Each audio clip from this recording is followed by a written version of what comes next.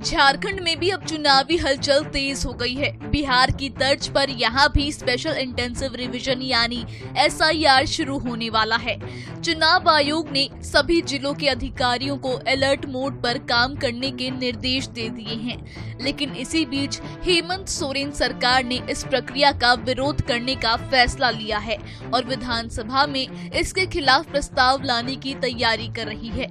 अब सवाल है, क्या SIR के बहाने झारखंड की सियासत और भी गरमाने वाली है? आइए जानते हैं पूरा मामला। झारखंड में मतदाता सूची के विशेष गहन पुनरीक्षण यानी SIR की तैयारी शुरू हो गई है।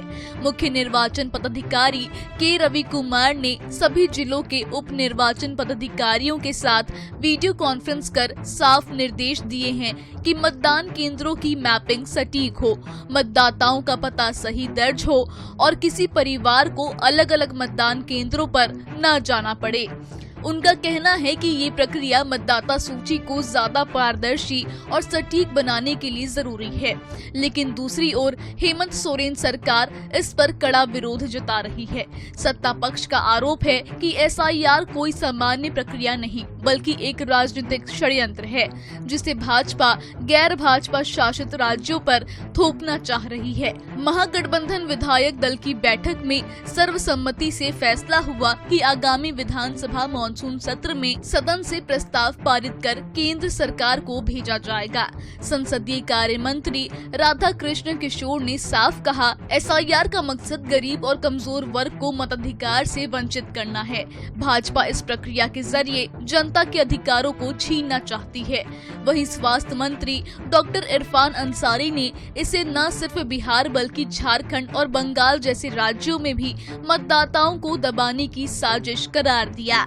बैठक में पेयजल एवं स्वच्छता मंत्री योगेंद्र प्रसाद ने भी कहा कि सरकार जनता के अधिकारों की रक्षा के लिए सड़क से लेकर सदन तक संघर्ष करेगी। मुख्यमंत्री हेमंत सोरेन ने विधायकों से कहा कि इस सत्र के दौरान विपक्ष के सवालों का संयमित लेकिन मजबूत तरीके से जवाब दिया जाए और जनता के हितों पर कोई समझौता न हो।